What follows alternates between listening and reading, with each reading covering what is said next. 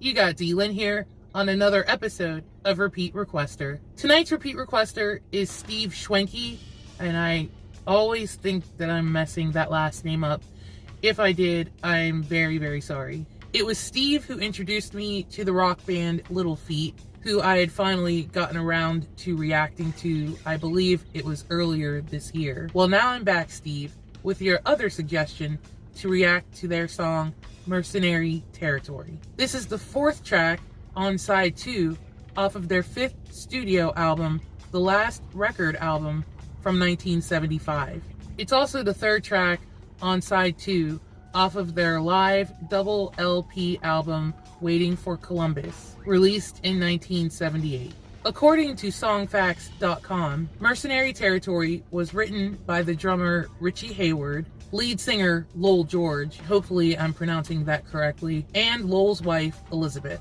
Elizabeth told Mojo magazine in 2010 that some of the lyrics were from a letter she had written to Lowell in anger, as he wouldn't go home often, leaving her to raise their kids by herself. Apparently, the original Mercenary Territory was reworked to include the Tower of Power horn section on the Waiting for Columbus album. I believe the live version is what Steve wanted me to react to. Unfortunately, I couldn't find an actual performance video or music video, so this is just an audio recording. Yes, you're going to witness me staring out into the distance awkwardly as I listen to this song. I'm reacting to Little Feat and their song Mercenary Territory. I like how it sounds already.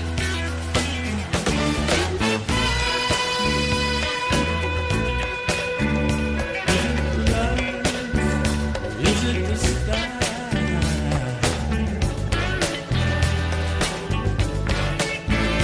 It's a mercenary territory. That's a nice point. Wish you knew the story.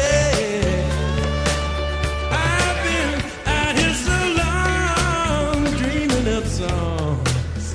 I'm temporarily qualmless and sinking, and I did my time in your rodeos. I've been so long and I got nothing to show. Don't you know I'm playing loco?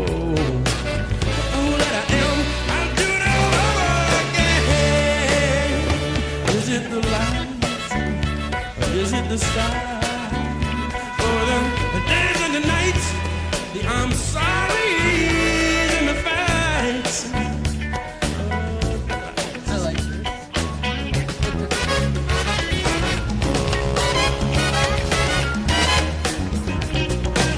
Some kind of man, he can't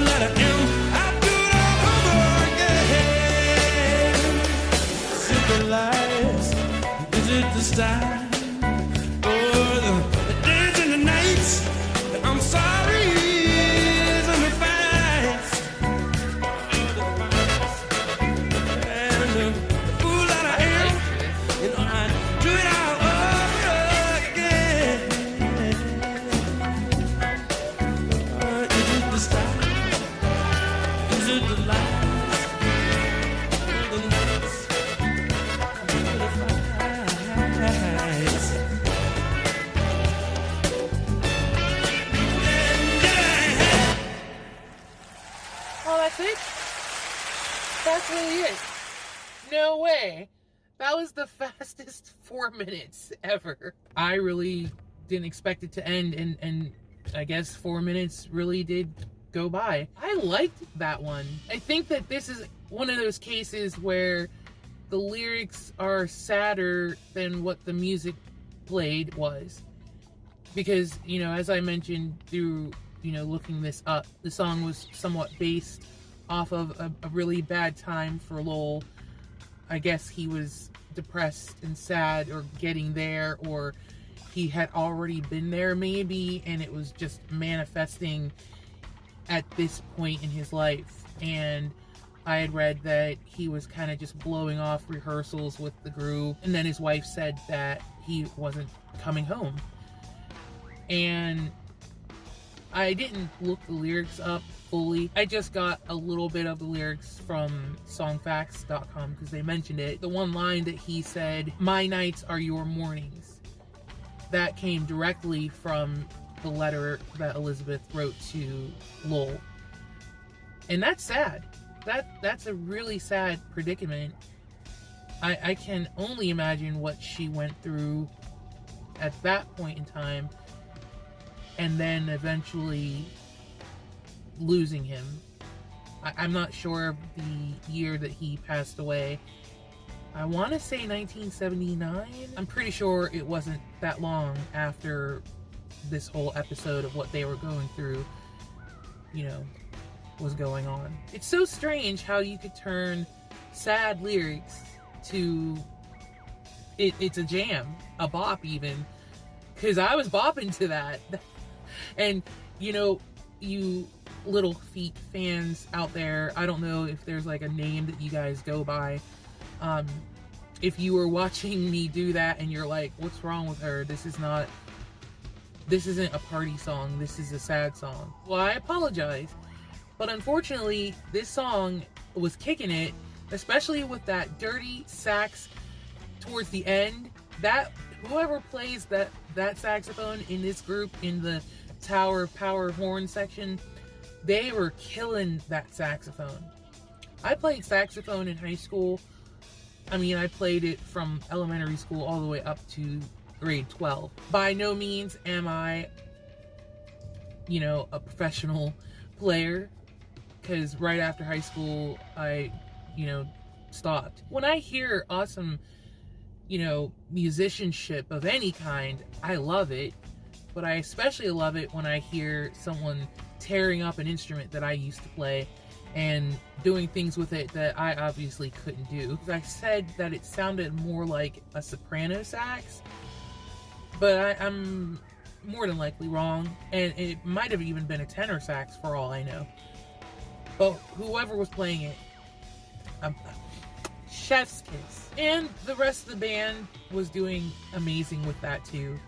And Lowell had such a wonderful voice, such an easy and soft, buttery sound that he had. Just loved it. I loved how it sounded. I just loved all the musicianship in the song. It's sad that such a beautiful song came out of, you know, a bad situation, but that's usually where you get all the hits from, right?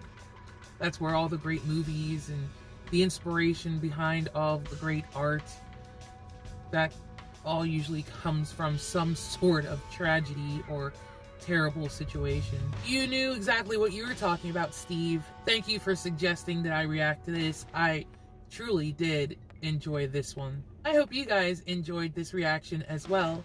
If you did, please give me a thumbs up. And if you're new to my channel, I hope there's something on here that will make you want to subscribe. Thank you all very much for joining me on this Repeat Requester, and I really hope to see you in the next one. Bye!